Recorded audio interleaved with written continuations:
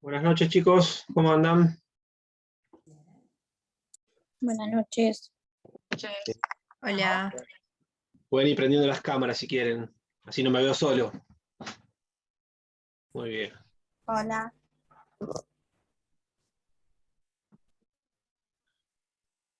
Buenas noches.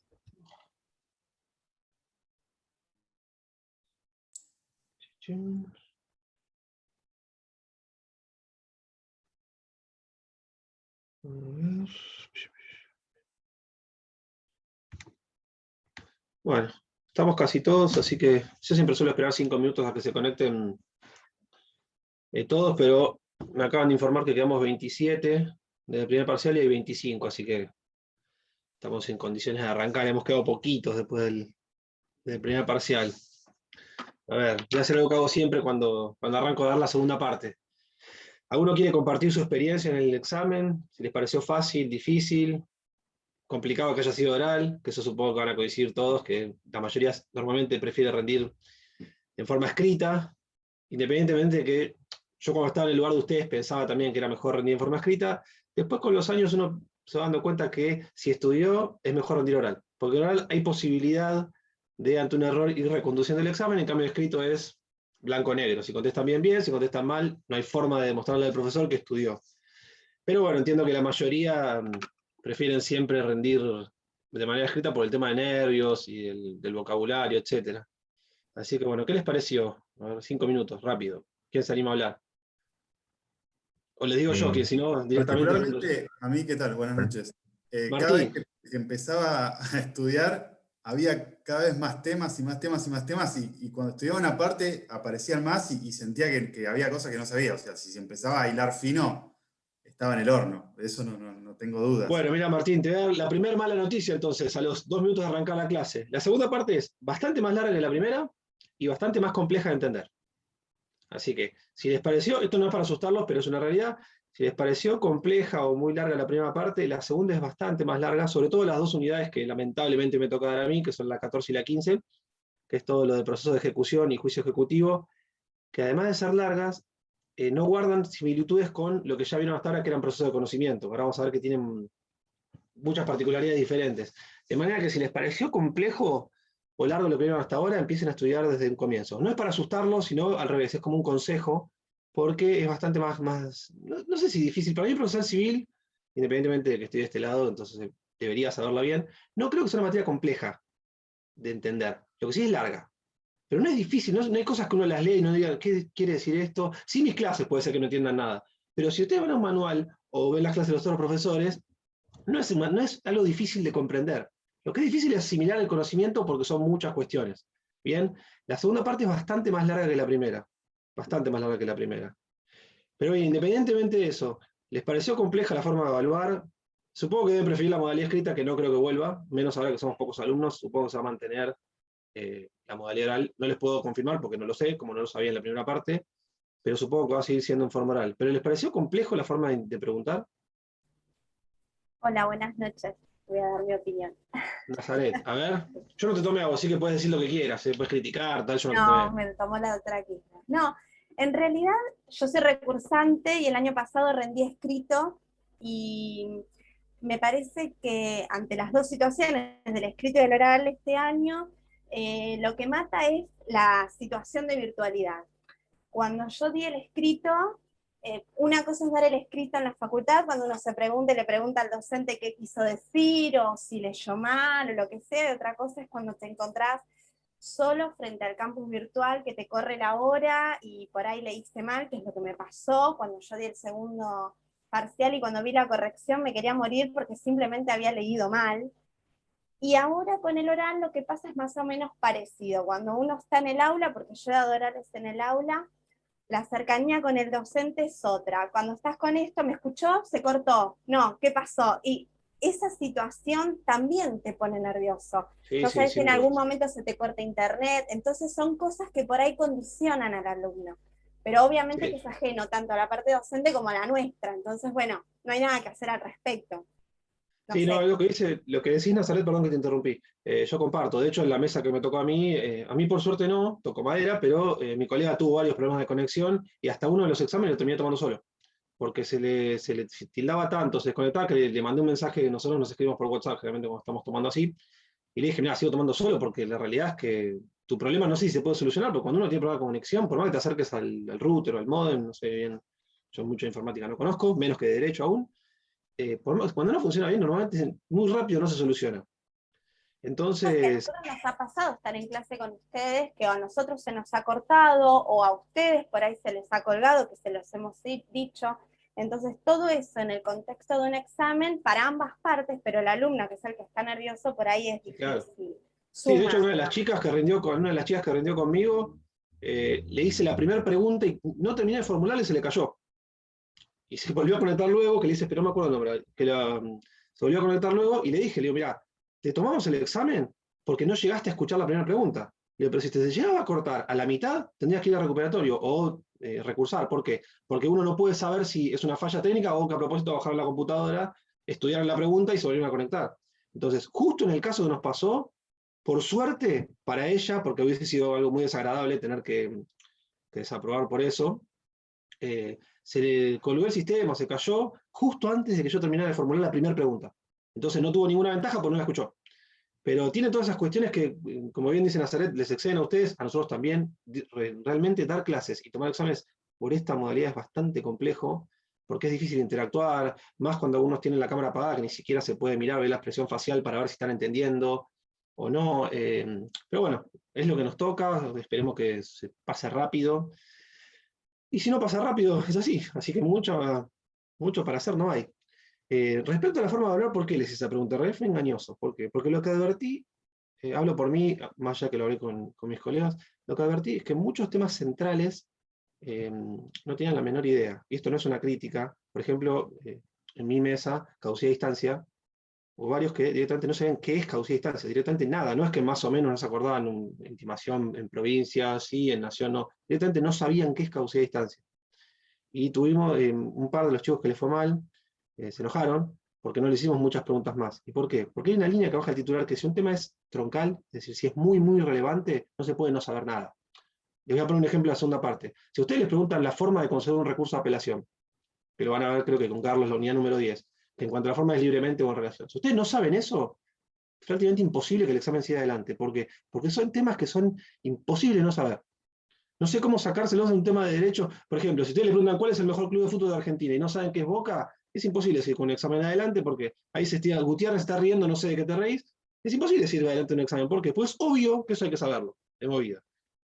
En la primera parte, caducidad de distancia, los temas relativos a prueba, no les voy a decir un supuesto de caducidad o negligencia, pero sí si la apertura de prueba es apelable o no, si la declaración de puro derecho es apelable o no. Hay temas centrales que no pueden no saberlos. Y no es mala voluntad nuestra de no querer avanzar con el examen, sino que hay temas que directamente, caducidad de distancia, por ejemplo, es un supuesto de muy común mala praxis de abogados. Porque ustedes saben que caducidad de distancia queda en la actividad del actor, que es el que tiene que estar en primera instancia, o del recurrente en segunda instancia. Si no lo hace y pasa el lapso legal, se puede acusar la caducidad de distancia y cae el proceso y borra el efecto interruptivo que tenía la demanda. ¿Por qué puede ser un supuesto de caducidad de instancia? Porque si les decreta, de mala praxis, porque si les decretan la caducidad de instancia y esa acción prescribió, ustedes no la van a poder iniciar nuevamente. O la van a poder iniciar y se van a morfar una excepción de prescripción, lo cual sería aún peor. Entonces, una cosa que no se puede no saber. Uno puede fallar en el plazo que tiene que pasar para que se pueda acusar la caducidad de instancia, si es sumario, sumarísimo o ordinario. Bueno, se pueden confundir 3 meses, 6, se pueden confundir. Pero no pueden directamente no saber qué es el tema. Distinto es si les pregunto la ley de honorarios. El doctor Ferran le gusta mucho el tema y le pregunto, ¿por qué? Pues es importante, sí, pero no es tan relevante que ustedes lo conozcan, por lo menos en este estadio de la carrera. ¿Bien? Con esto, ¿qué les quiero decir? Que no se enojen con los docentes si alguna vez les va mal por un tema que es troncal. Porque no es mala voluntad. Nosotros, yo siempre lo digo, ojalá que aprueben todos. Y no lo digo por demagogia ni para quedar bien, nada por el estilo. Algunos me conocen, otros no. Yo lo digo de corazón realmente. Porque ustedes aprueban la materia sabiendo, quiere decir que yo voy a sentir que expliqué bien. Siempre me creo, como soy vanidoso, siempre me creo que si ustedes aprueban en una pregunta que expliqué yo en clase es por mí, no porque ustedes estudiaron, es porque escucharon mi clase. Entonces, me encanta, yo siempre digo, me encanta que contesten bien las cosas que enseñé. Ustedes se ríen, pero lo digo en serio, ¿no? Me encanta que contesten bien lo que enseñé, porque quiere decir, o escucha, probablemente sea porque lo leyeron en un libro o vieron una clase de otro profesor, pero yo quiero pensar que es por mí. Entonces no hay ninguno que busque desaprobar o mantener un porcentaje, no, vienen aprobando 4, que los próximos 3 aprueben para que no parezcan que aprueben todos. No, eso no existe. Es un pensamiento que tiene todo estudiante, yo lo tuve cuando estudié, pero no existe. Pero sí, uno no puede soslayar cuestiones fundamentales, ¿bien? Entonces, si se fijan, yo cuando terminé de dar clases la vez pasada les dije los temas centrales y casi todas las preguntas, por lo menos en mi mesa, giraban en torno a los mismos temas, porque hay cosas que siempre se preguntan lo mismo. Yo caducidad de distancia los dije que era importante, por ejemplo. Citación en garantía de la compañía aseguradora, les dije hasta cuál es la pregunta de examen, hice la misma pregunta que les dije. Puede ser que en las otras mesas hayan preguntado distinto, no creo, porque los conozco a todos y he tomado con todos. Entonces, presten atención a los tips que uno les va dando en clase, que los otros docentes también seguramente lo hacen, y estudien todos los temas, todos los puntos, pero sobre todo los que son troncales, yo les voy a ir diciendo en mis bolillas, y los que les digan los otros docentes en sus bolillas, no los dejen pasar. Mira, no, bueno, no llego a ver esta unidad, no la leo. ¿Por qué? Porque puede ser que con esa única pregunta desaprueben. ¿Bien? Bueno, si alguno quiere decir algo más, y si no, ya empezamos a ver la unidad 14. Son las dos más aburridas, y las dos me tienen a mí. Qué pésima combinación, pero bueno, es lo que me tocó. Yo no elegí, ¿eh? De hecho, van a tener conmigo 5 clases y con los demás profesores 4, porque las unidades estas son las más largas. O 5 o 6. Vamos a ver con el tiempo. ¿Alguno más quiere decir algo? Con total libertad, si quieren criticar, no me molesta para nada. Si quieren elogiar, mejor todavía. ¿Alguno más quiere decir algo o no?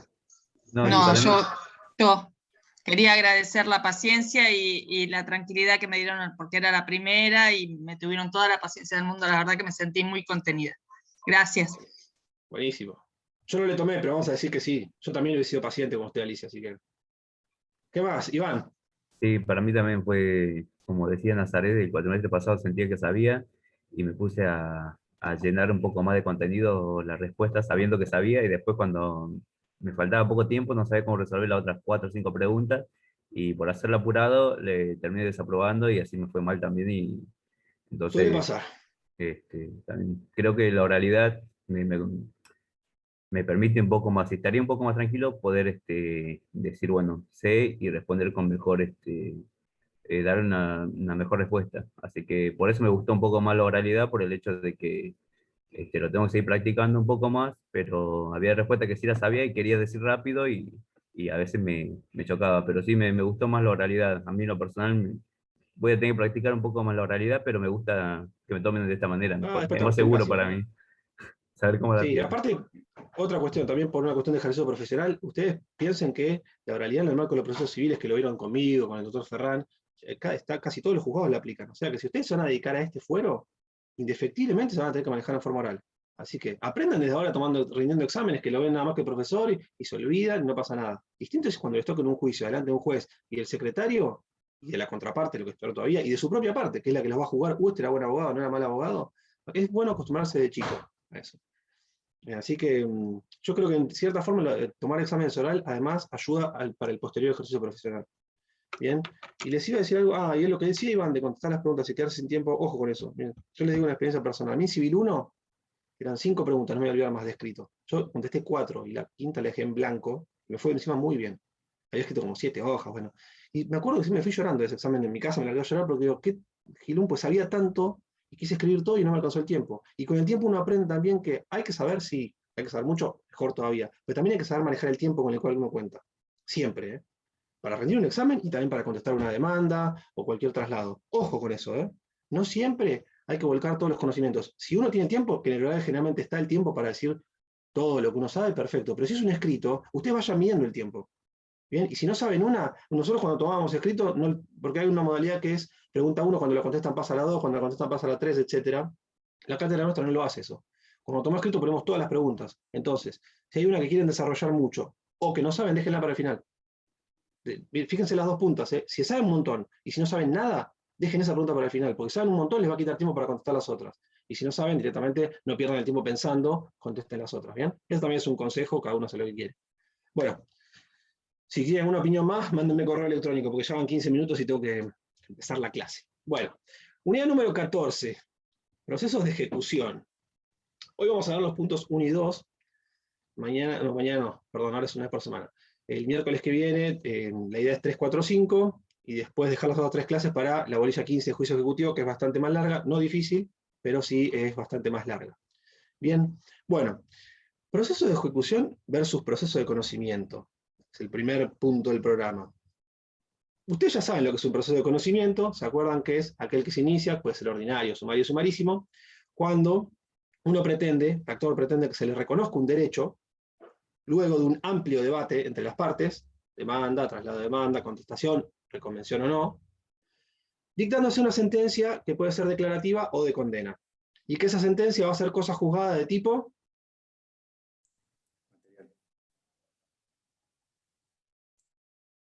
Martín, tenés el recuadro, así que tira algo. ¿Cosa juzgada de tipo? ¿Juicio de conocimiento? ¿Ejecutivo puede ser? No, cosa juzgada material. Contestó bien Martín. Muy bien. Entonces, eso dijimos que era un proceso de conocimiento. El actor pretende que se arroje certeza, haciendo lugar al derecho que él reclama, que pretende, luego de un amplio debate, obteniendo una sentencia declarativa o de condena, que puede ser de dar, hacer o no hacer, que hará cosa juzgada de tipo material. Quiere decir que el principio es inmutable, una vez que adquiere firmeza. ¿Bien? Como contrapartida, tenemos los procesos de ejecución, que los procesos de ejecución se dividen en dos. Juicio ejecutivo, que son aquellos que se inician cuando el ejecutante, acá ya no vamos a hablar más de actor y demandado, sino de ejecutante y ejecutado. El juicio ejecutivo es aquel que se inicia con un título extrajudicial que contiene los recaudos legales, lo vamos a ver en la unidad número 15, artículos 518, 521, 522, juicio ejecutivo. La sentencia a la que se arriba ahí hará cosa juzgada de tipo formal en el juicio ejecutivo. ¿Qué quiere decir? Que podrá ser modificada por un proceso de conocimiento posterior. Esto lo vamos a ver más adelante, es una introducción. Y el otro proceso de ejecución que existe es lo que se llama proceso de ejecución de sentencia, que en este caso ya hubo una sentencia en un proceso de conocimiento firme, y lo que se busca ahora es el cobro de manera forzada, el cumplimiento de manera forzada, ya que el demandado no lo hizo en forma voluntaria. Bien, entonces, ¿cuáles son las diferencias que existen entre un proceso de conocimiento y un proceso de ejecución? Muchísimas.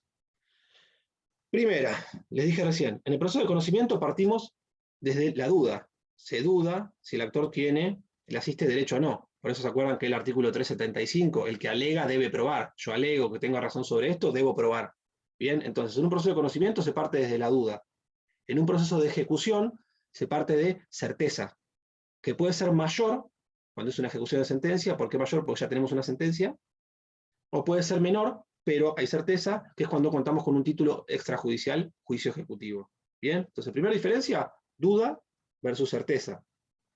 Segunda diferencia, en los procesos de conocimiento yo les decía que había un debate pleno, que quiere decir que se pueden discutir ampliamente las cuestiones entre las partes, cualquier cuestión que introduzca las partes, siempre y cuando versen sobre la misma pretensión, ¿no? Sobre los mismos hechos.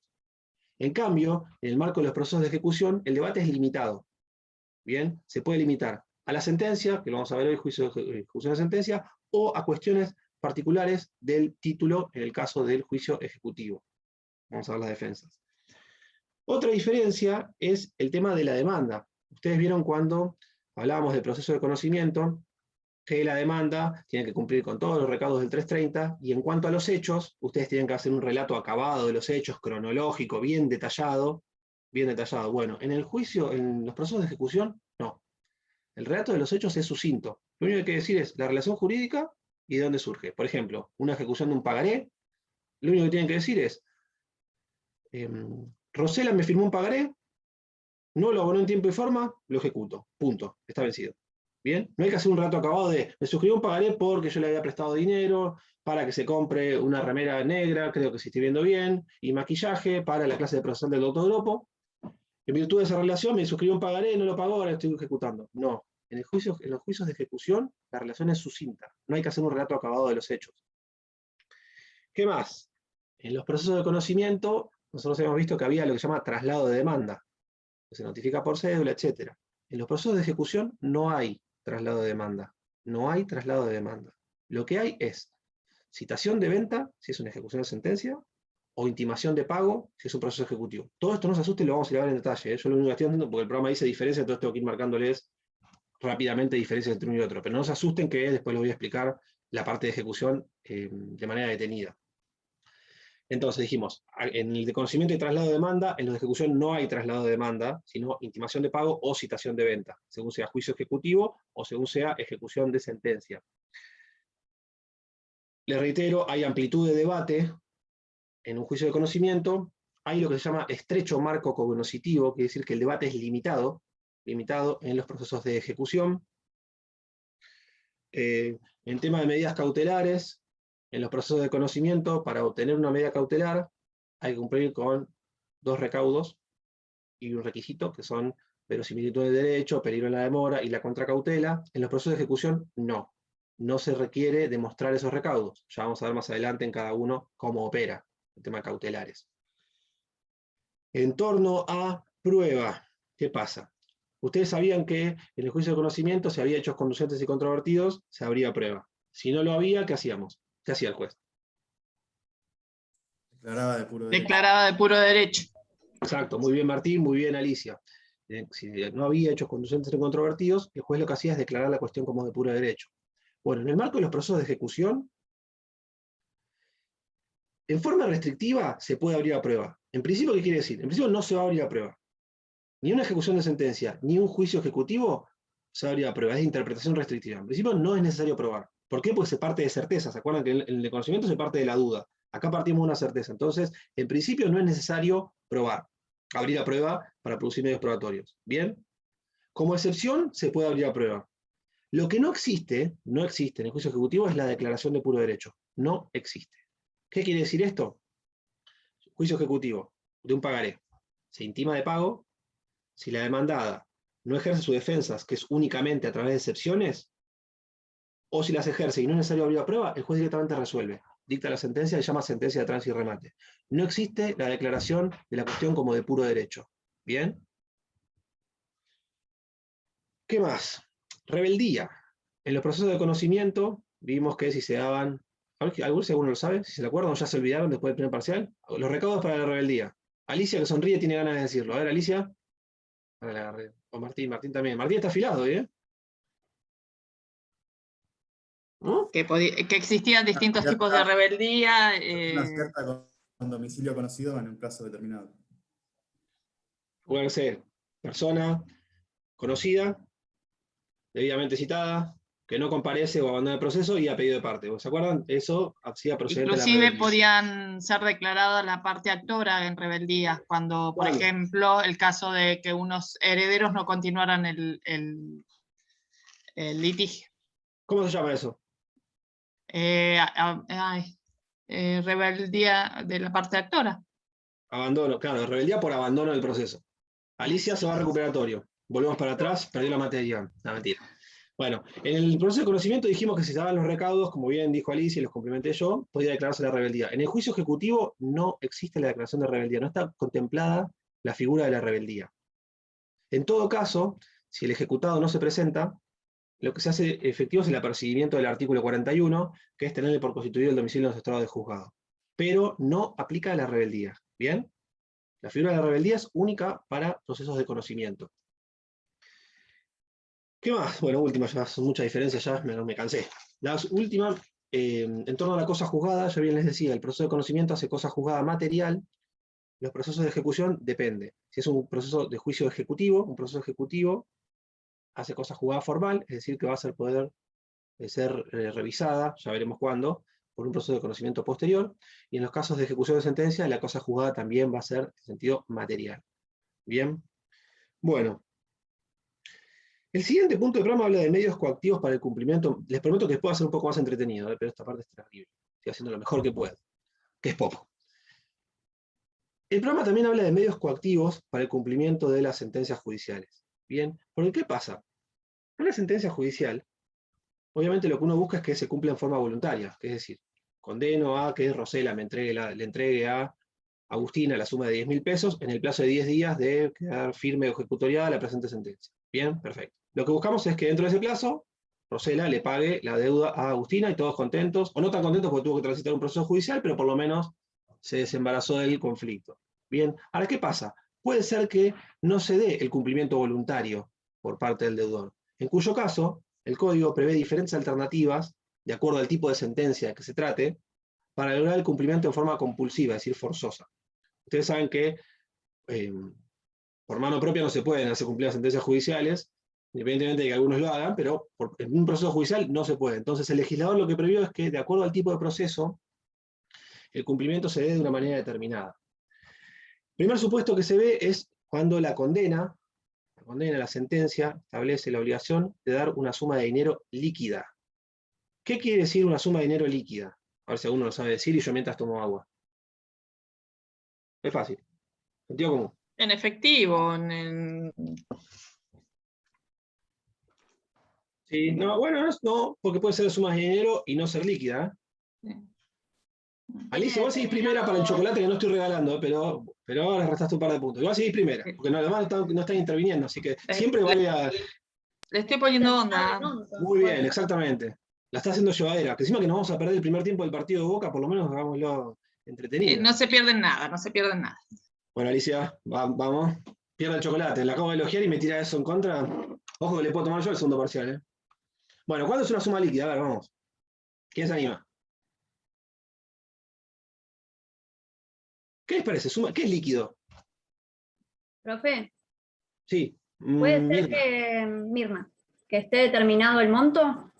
Exacto. Primer supuesto. Suma líquida es cuando está expresamente determinado el monto. A condenar a pagar la suma de 10 pesos. Punto. Esa es una suma líquida. ¿Por qué? Pues ya sabemos exactamente cuánto debe la parte demandada. ¿Bien? ¿Cuándo también es líquida la obligación de la suma de dinero? Cuando el importe al que necesitamos arribar surge una sencilla operación aritmética. Un ejemplo. Se condena a la parte demandada a abonar en el plazo de 10 días de firme ejecutoriada la presente sentencia el importe equivalente a 10 vacas de la raza Verdin Angus a la cotización del mercado de Liniers. ¿Por qué una sencilla operación aritmética? Pues ustedes van y dicen, bueno, 10 vacas. ¿Cuánto sale la vaca en el mercado de Liniers? 1 peso. Bueno, 10 por 1, 10, listo. ¿Bien? Entonces, eso es. Líquida es cuando tenemos el monto bien determinado. También es líquida cuando es fácilmente, con una sencilla operación aritmética, en este caso, multiplicar la cantidad de vacas por el valor que surge del mercado de Liniers. O si no, que se haya practicado liquidación, que esto creo que en la unidad número 15 lo voy a dar con más detalle, que es muy sencillo, que es cuando el actor hace la operación y dice, el demandado me debe esto de capital, esto de intereses y esto de gastos. Cuando esa liquidación se haya aprobado, el importe que surja de ahí es también una suma líquida. Bien, entonces el primer supuesto de ejecución de sentencia es el de obligaciones de dar una suma, la condena, perdón, a dar una suma líquida. ¿Cómo es el procedimiento? Lo voy a explicar al final, cuando hable del punto 2 de ejecución de sentencia, porque es el más largo. Pero se los dejo ahora porque es en el orden del programa, es el que primero está. Suma líquida, entonces. Suma ilíquida es cuando, justamente, no está la suma bien fijada, bien determinada, y no surge una sencilla operación aritmética. En este caso, hay que practicar liquidación, que es lo que decía recién. ¿Cómo es la liquidación? El actor determina el importe que el demandado debe abonar en concepto de capital, intereses y gastos. Los intereses siempre se deben calcular, la liquidación se practica de acuerdo a las pautas que dice la sentencia. Por ejemplo, si la sentencia condenó a abonar la suma de 10 pesos más intereses desde la fecha de mora, lo indica la sentencia desde cuándo hay que computar intereses y a qué tasa. En este caso, supongamos tasa pasiva en la variante digital, que es la que se aplica en los procesos de conocimiento. Bien, entonces el actor lo que tiene que hacer es ese cálculo de la suma de capital, la suma de intereses y aclarar los gastos.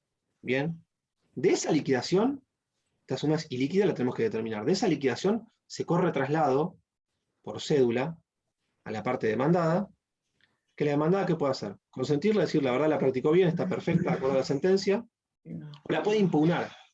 ¿Cuándo la impugnaría? Cuando dijera, por ejemplo, es verdad, el importe de capital que puso Gropo en su liquidación está bien, pero él aplicó otra tasa de interés. En lugar de aplicar la tasa pasiva, que es la que fijó el juez en la sentencia, el pícaro de Gropo aplicó la tasa activa, que es mucho más onerosa, porque la tasa pasiva es la que paga el banco, por ejemplo, por plazo fijo. Y la tasa activa es la que cobra el banco, por ejemplo, por un préstamo. Siempre la activa va a ser mayor que la pasiva, porque si no los bancos se fundirían. Sentido común. El banco siempre tiene que ganar más de lo que entrega. Bien, entonces. En el caso de la liquidación, ¿cuándo la podría impugnar? Cuando hubiera un error en la tasa. De esa impugnación se sustancia, se corre traslado también por cédula. La parte actora, que es la que tiene obligación de practicar la liquidación, la contesta y el juez resuelve. Bien, ¿qué pasaría si la parte actora no practica la liquidación? Ustedes dicen, nada, nunca va a pasar si es el que quiere cobrar. Sí, podría llegar a pasar, ¿para qué? Para dejar que se devengan muchos intereses, Claro. cuando tenga que pagar más. Entonces, en principio, por el artículo 589, una vez que queda firme la sentencia y que no hubo cumplimiento voluntario, el actor tiene 10 días para practicar la liquidación. Y ahí se corre traslado por 5 días, lo que decía recién por cédula, el demandado puede o no contestarla, en el caso de contestar puede consentirla o puede impugnarla, si la impugnara se corre traslado por 5 días, y luego el juez resuelve. Bien. Ay, me escapó algo recién. Iba a decir, les decía, si el actor no practicara la liquidación dentro de esos 10 días, podrá practicar el demandado. ¿Podrá practicar el actor pasado 10 días? Sí, pero también la puede practicar el demandado, ¿para qué? Para evitar que le sigan corriendo los intereses. Yo quiero saber bien cuánto debo para poder pagar y desembarazarme del litigio. ¿Bien? Entonces, ahí teníamos suma ilíquida. El procedimiento de ejecución de la sentencia va a ser igual que cuando tengamos suma líquida, porque en definitiva, cuando la suma ilíquida practique la liquidación y se apruebe, se va a convertir en una suma líquida. Entonces, la ejecución de esa sentencia va a ser por los mismos carriles, lo voy a explicar al final de la clase. Si no entienden, me preguntan. Parece raro, después cuando lo vean en todo el trayecto van a ver que es una pavada lo que estoy diciendo, y son los artículos del código, no hay ninguna genialidad como nada de lo que digo, salvo los chistes, y cuando hablo de boca. Pues nunca más, ninguna de las otras cosas que digo son genialidad. Otra condena a escriturar. ¿Qué pasa cuando la sentencia contiene una condena a escriturar? Por ejemplo, un juicio de escrituración por un boleto de compraventa. Lo que hace el juez, tanto en la condena a escriturar como en la condena a hacer, tiene que siempre fijar un plazo para el cumplimiento. Fijar un plazo para el cumplimiento sí o sí. En las condenas a dar, como por las que decía recién de sumas de dinero, no es obligatorio fijar un plazo. Si el juez quiere, lo fija, a que le entregue la suma de tantos pesos dentro de los 10 días. Y si no dice nada, se entiende que es de cumplimiento inmediato. Como contrapartida, en la condena escritural, si la sentencia contiene una condena escritural o una condena a hacer, sí hay que fijar plazo, porque el código mismo dice que hay que fijar un plazo al deudor para que cumpla. En el caso de la condena escritural, le dirá para que dentro del plazo de 10 días proceda a dar cumplimiento con su obligación, que es la de escriturar. Si no lo hiciere, si no cumpliera voluntariamente esa condena escritural, acabamos con el primer supuesto de medio coactivo, lo que hace el juez es la firma de la escritura, a nombre del deudor, del demandado, perdón, y a su costa. ¿Bien? Yo les hago una pregunta. ¿Qué pasa si cuando el juez quiere proceder, el demandado obviamente no cumple, y el juez quiere proceder a la escrituración y se da cuenta que el bien no está en poder del demandado, es decir, no se puede cumplir, es de cumplimiento imposible? No se puede cumplir con la escrituración. Porque el bien, en lugar de ser de Agustina, que es la que tenía que otorgar la escritura traslativa de dominio en favor de Gonzalo Soler, está en cabeza de Gutiérrez, que como no tiene nombre, no es el nombre de pila, sino lo diría. ¿Qué pasa? ¿Se puede embargar? Sí, eso sí, pero no es lo que estoy buscando. ¿Esa obligación cómo se cumple? ¿O no? Yo solamente demandé la escrituración. Me condenan, gané, bárbaro, pero cuando voy a escriturar, Agustina no lo hace voluntariamente, y cuando lo va a hacer el juez en forma compulsiva, me doy cuenta que Agustina no puede escriturar bien, porque está en cabeza del señor Gutiérrez, sin nombre, quien no tiene ningún tipo de interés en dar Joaquín, profe. Joaquín, perfecto. ¿Qué pasa? Es un supuesto jurisprudencial. ¿Puede grabar bien al monto que estaba la propiedad que tiene que escriturar? No, sí, depende. ¿Sabe lo que hace? Lo que pasa es que esto es un tema jurisprudencial. La obligación que era de escriturar se convierte en obligación de daños y perjuicios. En obligación de indemnizar los daños y perjuicios. ¿Por qué es un supuesto particular? Ustedes, en realidad, acá, el actor cuando demandó no reclamó escrituración y daños. Solamente reclamó escrituración. Se condenó a eso. Y acá se está modificando la condena, en definitiva. ¿Pero por qué? Porque cuando viene de cumplimiento imposible, cuando la sentencia viene de cumplimiento imposible, en este caso no se puede lograr la escrituración, lo que se hace es, la obligación se convierte en la de indemnizar los daños y perjuicios ocasionados. ¿Bien? ¿Es necesario que el actor hubiese demandado escrituración y daños? No. Se entiende implícito, que si no se puede lograr la escrituración, se traduce en daños. ¿Bien? Me están volviendo loco, voy a bajar el teléfono acá porque mi teléfono suena demasiado, por Dios. Voy a tirar dentro un vaso con agua. ¿Estamos? Entonces, primer medio coactivo, porque lo que le dije de suma líquida y líquida, les expliqué lo que era suma y líquida, pero después les voy a explicar cómo es el procedimiento de ejecución de esa sentencia. Primero, que es la ejecución que contiene una condena escritural. En principio, el cumplimiento, se fija un plazo, y el demandado tiene que cumplir dentro de ese plazo. Si no lo hiciere, el juez va a suscribir la escritura a nombre del demandado y a su costa. Y si no se pudiera, si fuera de cumplimiento imposible, la obligación se convierte en la de indemnizar los daños y perjuicios. ¿Bien? Siguiente supuesto, condena a hacer. ¿Algunos saben un ejemplo de condena a hacer? Les estoy matando. Si esto fuera presencial, me llevaría una caja de chocolates como hacía antes cuando los repartía y no repartiría ninguno, me los comería todos. Menos Alicia. Alicia tendría un cuadradito de chocolate, tendría Alicia, me contestó algo.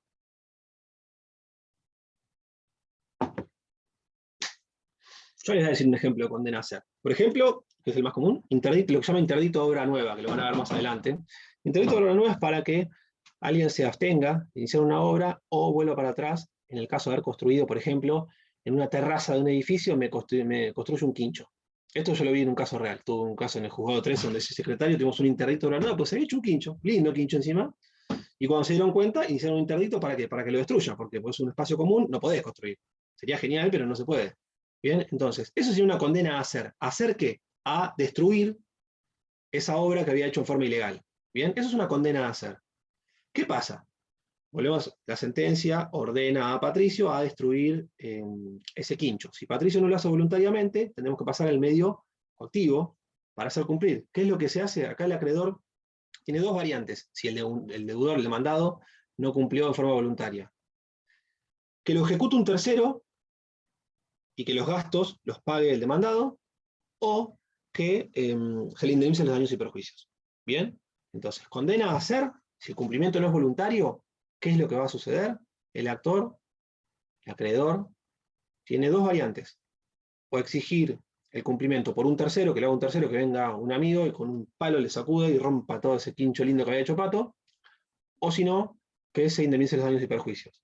Bien, como contrapartida tenemos lo que se llama condena a no hacer. Condena a no hacer es abstenerse de ejecutar algo. Por ejemplo, ruidos molestos. Que cesen los ruidos molestos. Dejad de hacer fiestas clandestinas, azulardiles. ¿Bien? Entonces, y pues estaba mirando para abajo, te enganché.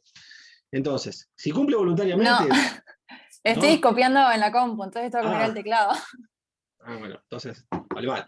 Entonces, ¿qué pasa? Si Azul deja voluntariamente de hacer fiestas clandestinas con Gonzalo, con Iván, con Mariano, con Yara, con todos menos yo, porque yo no violo las leyes, perfecto. Ahora, si en forma voluntaria no cumple con esta condena a no hacer, el actor o el acreedor tiene varias variantes. Primero, pedir que cese el Estado, que sería mantener la sentencia, por favor, Azul, apaga la música o deja de hacer fiestas. Bien, que se indemnice, que se deje todo como está, es decir, seguía haciendo un boliche, bueno, ya tendrás la causa penal correspondiente, multa, no sé lo que están aplicando ahora, y que a mí se me indemnicen los daños y perjuicios, que es mi tímpano, está como el de Luis Miguel, lo te vi en un capítulo que le explotó el tímpano en un recital en Perú, lo vi, buen capítulo. Ustedes son muy chicos, pero Luis Miguel en mi época, no soy tan grande, pero no sé nada, así que en la serie se le explotó un tímpano en un recital.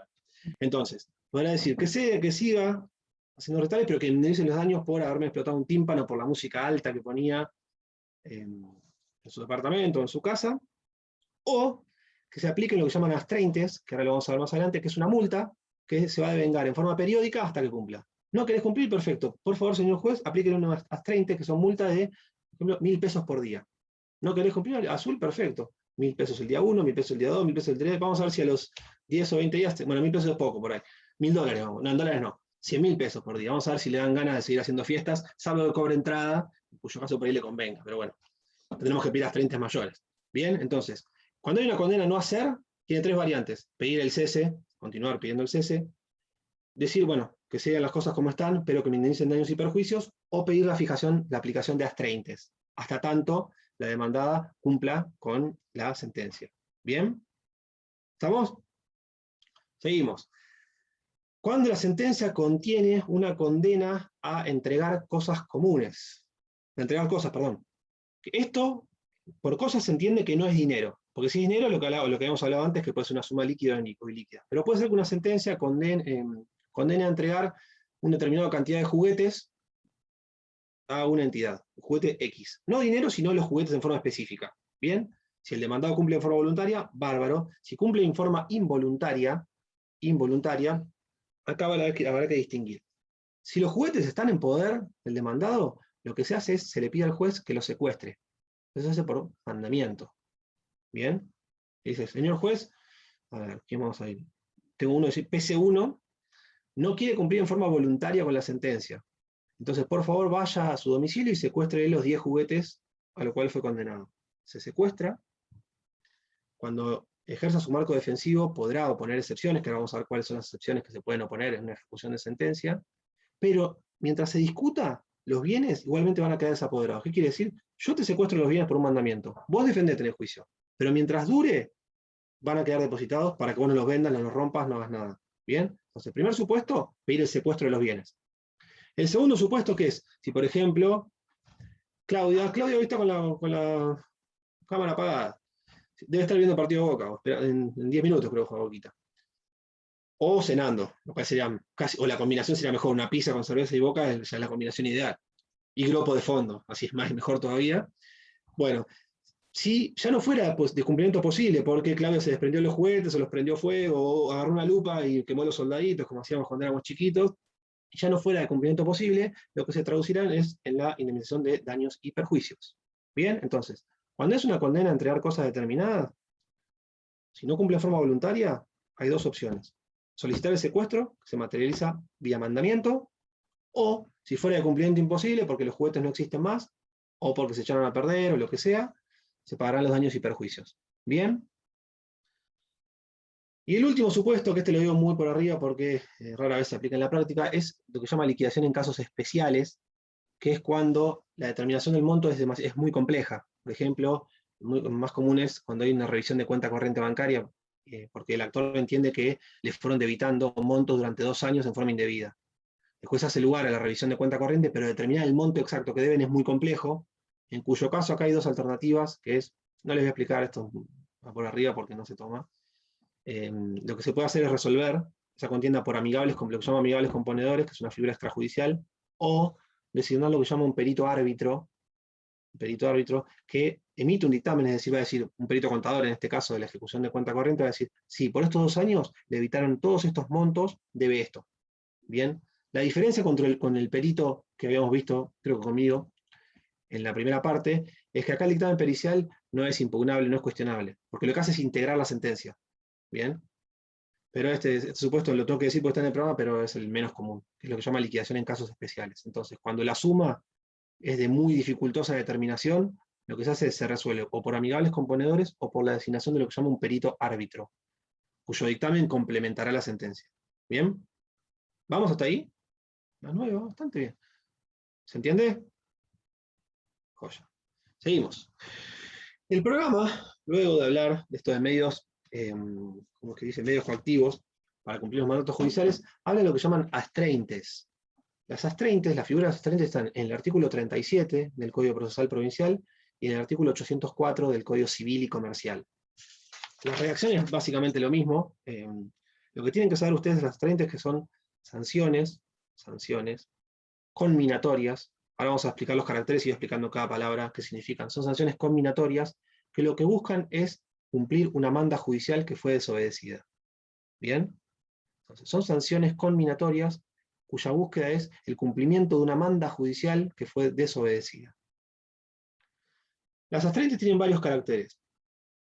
Primero, conminatorios. ¿Qué quiere decir conminatorios? Que lo que se busca es, en forma compulsiva, que el renuente a cumplir la manda judicial lo haga. ¿Bien? Por eso son conminatorias. Buscan que en forma compulsiva se cumpla una manda judicial.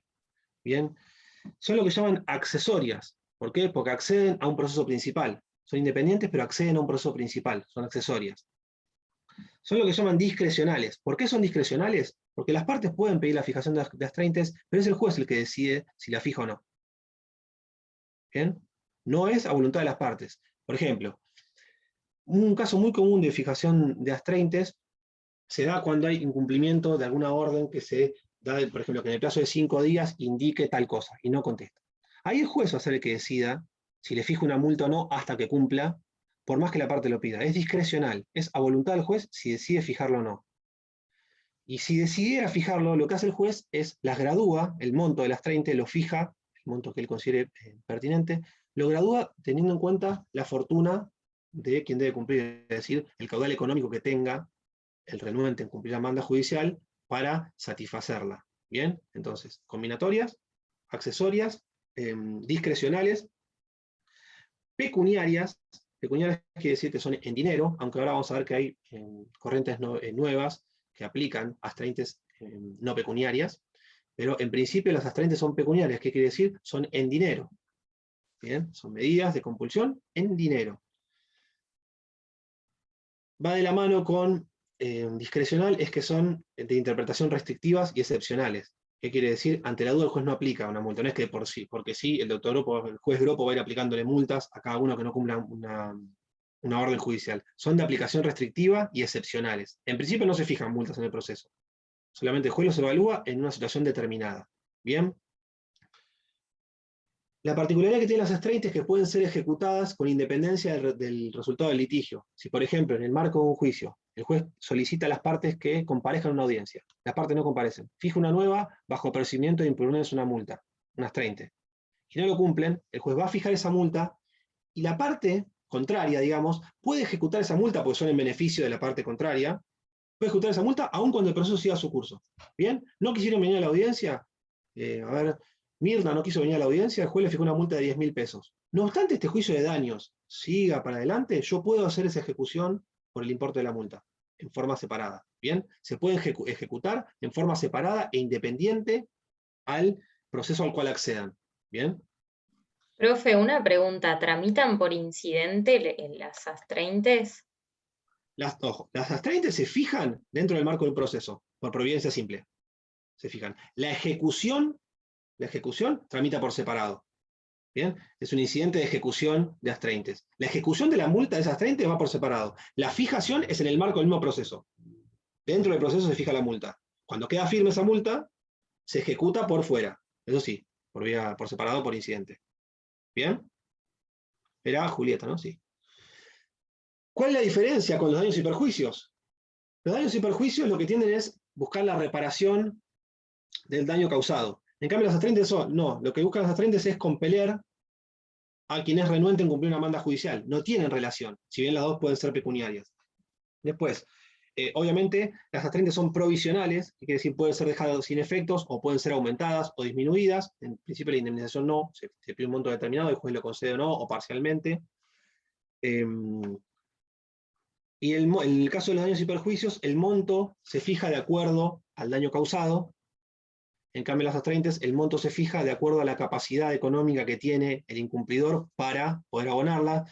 Por ejemplo, si Romina tiene un sueldo de 10.000 pesos, probablemente el juez no le fije una astrainte de 100.000 pesos por día.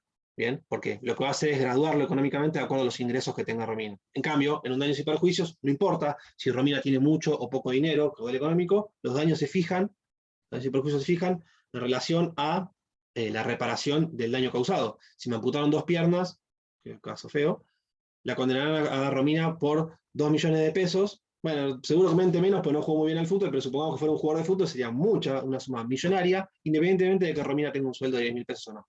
Bien, entonces, las astraintes se fijan teniendo en cuenta el caudal económico del incumplidor.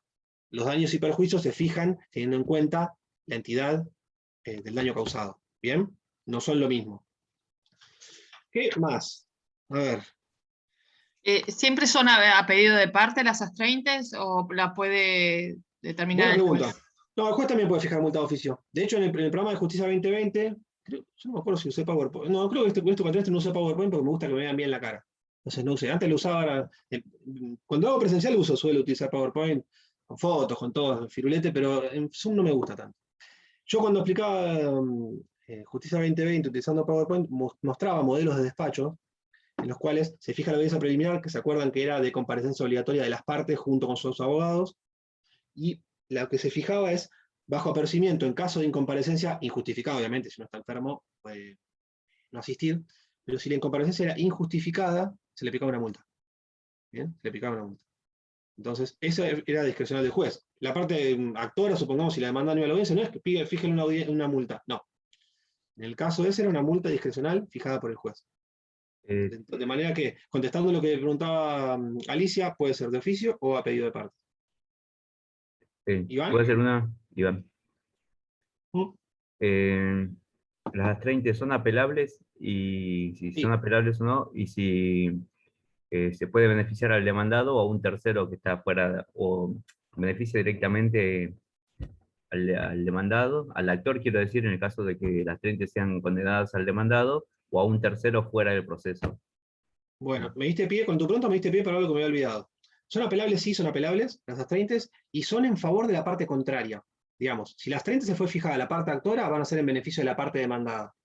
Lo que sí me dio pie a la pregunta de Iván es porque en provincia de Buenos Aires las astraentes únicamente se pueden aplicar contra las partes, contractora o contra demandada. En cambio, en Nación se permite también aplicar astraentes contra terceros si la ley lo establece, si la ley respectiva lo establece. Bien, entonces reitero, las astraentes en provincia solamente se le pueden aplicar, la multa esta, solamente se puede aplicar a la actora o la demandada, quien sea que haya incumplido la orden judicial, por ejemplo, asistir a la audiencia preliminar. En cambio, en el marco de Nación, también se puede aplicar astraentes a terceros si alguna ley así lo establece. Bien, es un poco más amplio. El programa también dice noción sobre la doctrina de las medidas combinatorias no pecuniarias. Yo les decía recién que las astraentes son medidas combinatorias de carácter pecuniario. ¿Pueden haber medidas combinatorias de carácter no pecuniario? Bueno, si ustedes lo van a buscar, en doctrina no hay casi nada escrito sobre esto. Pero ¿a ustedes qué les parece, por sentido común? ¿Podría el juez aplicar alguna sanción para que alguien cumpla manda judicial que no fuera de suma de dinero? Sentido común.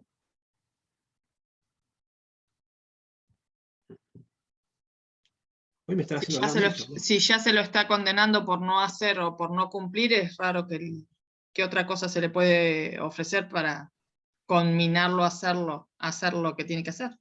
Mira, yo te lo voy a poner en otras palabras. ¿Para vos siempre abonar es lo peor que le puedes hacer a una persona?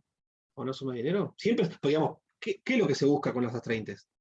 Che, Azul creo que era el ejemplo que había puesto. Si no querés pagar 100.000 pesos por día para dejar de hacer las fiestas clandestinas que venían haciendo todos los fines de semana, 3 días por semana, 3 veces por semana, o sea, no trabajaban ni siquiera, o sea, lo hacían fines de semana y día hábil también. O sea, si no querés hacerlo por las buenas, suspender las fiestas clandestinas, te voy a fijar unas 30, de 100.000 pesos. Pero puede ser que Azul sea multimillonaria. Entonces, que quizás sea el caso de nuestra compañera. Entonces, ¿qué pasa? Tendremos que... por ejemplo. Perdóname, no salta ahí voy, ¿De usted les parece que en ese caso sería una sanción efectiva? O les digo otra cuestión. Unas 30 contra una compañía aseguradora. Y el juez hubiese fijado, en lugar de fijar un monto alto, hubiese fijado 1.000 pesos por día. Y la compañía de seguro dice 1.000 pesos por día, es como este vaso de agua que tiene Patricio arriba de la mesa. Entonces, ¿siempre son efectivas las medidas combinatorias de carácter pecuniario? En principio, uno cree que sí, pero no siempre. Por ende, ahí voy, Nazarete, por ende, ¿podríamos aplicar alguna sanción, una medida combinatoria de carácter no pecuniario? Sí. Lo que se busca es que cumpla la manda judicial. Si es por de carácter pecuniario, que es lo más probable, bárbaro. Si no es por esto, vamos por otra vía. Nazaret, decime, y ahora les voy a decir cuál fue el leading case que motivó. No, por ejemplo, en el caso de que Azul tuviera que era el caso, un boliche, Azul, siguiera haciendo fiestas, se lo podría clausurar, por ejemplo. Exacto. De hecho, Nazaret, lo que acaba de decir Nazaret, es el caso que motivó, el leading case, lo que se dice, el caso que motivó esta doctrina de las medidas combinatorias de carácter no pecuniario. ¿Cuál fue el caso? Fue en Rosario, si mal no recuerdo, Cuoco, el caso. ¿Qué pasaba? Era un boliche, un local bailable, que estaba en un subsuelo, que utilizaba extractores, porque si no se mueren de calor, utilizaba extractores. Pero ¿qué pasaba? Esos extractores arrojaban aire caliente y de mal olor para un local lindero. Entonces, ¿qué es lo que se le dijo? Fíjese, señor del local bailable, por favor, deje de utilizar los extractores. No quiso. Perfecto. Le ponemos una medida pecuniaria. No me importa. ¿Por qué? Porque viene tanta gente al boliche que no me interesa. Yo sigo pagando la multa. Bueno, ¿qué vamos a hacer? Vamos a poner precintos para que no utilicen los extractores. Los rompían y los siguen utilizando. ¿Cuál fue la medida combinatoria de carácter no pecuniaria que adoptó el juez de Rosario? Lo que dijo Nazaret. Le ordenó la clausura del boliche, del local bailable. La clausura que era diaria hasta tanto deje de utilizar los extractores. ¿Bien? Entonces, ¿qué sanción, qué medida combinatoria de carácter no pecuniario adoptó? La clausura va a estar clausurado hoy, mañana, pasado, bla, bla, bla, hasta tanto deje de utilizar los extractores. Fíjense que en este caso no era efectiva una medida combinatoria de carácter pecuniario porque el titular del local bailable, se ve que debe haber sido uno de esos que se llenan todos los fines de semana, la abonada. Le pusieron precintos a los extractores para que no se use, los rompían y los siguen utilizando. Bueno, ¿qué hacemos? Clausuramos el local. Eso es una medida combinatoria, ¿por qué? Porque busca de manera compulsiva que se cumpla con una manda judicial y de carácter no pecuniario, porque en realidad no es una suma de dinero, sino la clausura del local. ¿Bien? De manera que, si les preguntan, ¿pueden existir medidas combinatorias de carácter no pecuniario? Sí. Y si ustedes dicen el ejemplo que les acabo de dar en cosas, me van a hacer quedar muy bien en el examen y me van a hacer sentir bien, como les decía al principio de la clase. ¿Bien? Estamos hasta ahora 30, es sencillo, ¿no? Les reitero, es una medida combinatoria, en principio de carácter pecuniario, lo que busca es lograr de manera compulsiva el cumplimiento de una manda judicial, una orden judicial, que fue incumplida en forma voluntaria por alguna de las partes. Bien. También Puede había aplicar- leído un ejemplo también de este caso de un divorcio, en el caso de un divorcio, que el marido no cumplía con la Sí. cuota alimentaria y entonces le Le impedían sacan las volver licencias. a casarse. Ah, bueno, eso es terrible. Bueno, capaz de hacer un favor ahí, no sé, ese no sé si es una medida tan efectiva. No, el otro caso que hubo, ese chiste fácil, si todos hacemos el mismo chiste. Es el chiste fácil ese del divorcio, siempre las más pavadas de los profesores. El caso que sí fue cierto, era un tema de un padre que se negaba a abonar la cuota alimentaria de su hija, y lo que hicieron fue, le retiraron la licencia de conducir. Que para mí es dudosa esa medida, pero esa fue una medida combinatoria, unas 30 de carácter no pecuniario. ¿Bien? Se negaba a abonar la cuota alimentaria, lo que le sacaron es la licencia de conducir. No me acuerdo dónde fue ese fallo, pero bueno, esa es otra medida combinatoria de carácter no pecuniario. ¿Bien? ¿Estamos? Excelente. Bueno, punto número 2. Ejecución de sentencias. Ustedes tienen suerte, porque en el programa veo que sacaron el tema de la ejecución de sentencias extranjeras, que era el procedimiento de exequatur, que, le soy sincero, le voy a tener que preguntar al titular, porque lo vi recién hoy cuando estaba preparando la clase. Vi que no está más en el programa este. Y eso siempre se tomaba. Entiendo que no va a entrar en el parcial, pero tengo que preguntar al titular si no fue un error. Pero bueno, vamos a pensar, vamos a cruzar los dedos para que no entre. Y si no, se lo explicaría la clase que viene. Ejecución de sentencias argentinas. Yo les decía recién, les expliqué recién cómo era el tema del cumplimiento, la ejecución de las sentencias que contienen una condena a hacer, no hacer, escriturar, de entrega de cosas. ¿Bien? Y les dije, les expliqué lo que era las sentencias que contenían una obligación de dar sumas de dinero líquida. Les expliqué lo que era líquida, es decir, que contenga el importe determinado, o que sea fácilmente liquidable por una sencilla operación aritmética. Les di el ejemplo de las vacas, ¿se acuerdan? Si condena 10 vacas de determinada raza por el valor en el mercado de Liniers, es una fácilmente liquidable, porque depende de una sencilla operación aritmética, que es la multiplicación de la cantidad de vacas por el valor. O en el caso de que sea una suma ilíquida, que se haya practicado la liquidación, se sustancie, se impugne o no, y se haya aprobado la liquidación y esté firme. En ese caso, tanto en suma líquida como en la suma ilíquida, que ya se practicó la liquidación y está aprobada, ya tenemos el monto determinado. ¿Bien? Acá ya tenemos el importe fijo sobre el cual debe proceder la condena. ¿Bien? Entonces, obviamente, estamos hablando de cumplimiento, ejecución de sentencia, quiere decir cumplimiento forzoso. Siempre puede ser cumplimiento, puede ser voluntario o forzoso. El voluntario fácil, me condena a pagar 10 pesos, pago. Ante el incumplimiento tenemos que proceder a ejecutar esa sentencia. Y en el caso de la ejecución de sentencia de obligaciones de dar sumas de dinero, lo que primero debe verificar el juez, artículo 497, lo que primero debe verificar un juez para ejecutar una sentencia, esto es en general. ¿Qué es lo que tiene que verificar? Primero, que la sentencia esté firme. ¿Bien? ¿Cuándo una sentencia adquiere firmeza? De dos formas. De dos formas. Primer, presupuesto para ejecutar una sentencia. Que esa sentencia esté firme. ¿Cuándo va a estar firme? Cuando la sentencia haya sido consentida o ejecutoriada. ¿Alguno sabe qué es esto, qué es consentida y qué es ejecutoriada?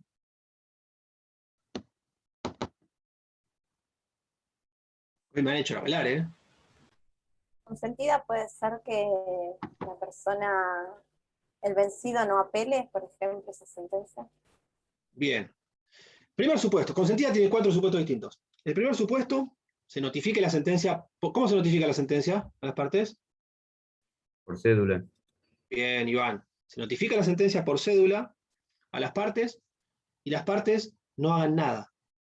Bien, la consientan, no hagan absoluto, que sería un consentimiento tácito. Bien, se notifican y no presentan ningún recurso, no presentan nada.